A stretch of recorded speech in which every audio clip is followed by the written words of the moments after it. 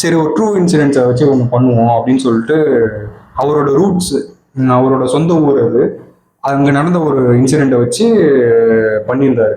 அந்த இன்சிடென்ட் என்னன்னா, ஒரு பையன் வந்து ஒரு லோ கேஸ்ட் பையன் வந்து ஒரு முடிவெட்டுற கடையில் ஹை கேஸ்ட் முடிவெட்டுற கடையில் போகும்போது அவனுக்கு நடந்த ஒரு இன்சிடென்ட்.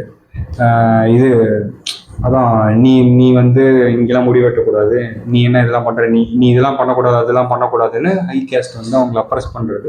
அந்த ஒரு நாட்டை வச்சு டெவலப் பண்ண ஒரு ஸ்டோரி தான், அழகான ஸ்டோரி தான் கந்தர்வ கோட்டம். அதில் தான் நான் வந்து லீட் கேரக்டராக பண்ணியிருந்தேன். பண்ணது ரொம்ப சந்தோஷம், அது ஒரு புது எக்ஸ்பீரியன்ஸாக இருந்தது. இப்படி இல்லாமல் பீப்புள் வந்து ஃபேஸ் பண்ணுவாங்க. அதாவது என்னோட என்ன சொல்றது ப்ராட்டப் இதெல்லாம் வந்து தாண்டி தான் வந்து ஆக்டிங் ஃபீல்டு வரும். ஒரு டிஃப்ரெண்ட் லைஃப்ஸை லிவ் பண்ணணுன்ட்டு தான் வரும். இந்த 9 to 5 ஜாப், ஐடி, இந்த மாதிரி 25ல பரி 25லே இருந்து 75 வரையும் பரி ஆகாமல் இருக்கிற அந்த ஒரு லைஃப் ஸ்டைல் வேணால் புதுசாக வாழணும் அப்படின்ற அந்த நோக்கத்தில் தான் நம்ம வந்திருக்கோம். ஸோ அந்த ஒரு லைஃப் அந்த 1.5 வாரம் லிவ் பண்ணுதுங்கிறது வந்து ஒரு என்ன சொல்றது புதுசாக, கண்டிப்பாக புதுசாக இருந்தது. என்ன சொல்றது நிறைய கற்றுக்கிட்டேன், அந்த பீப்புளை பற்றி நிறைய தெரிஞ்சுக்கிட்டேன்.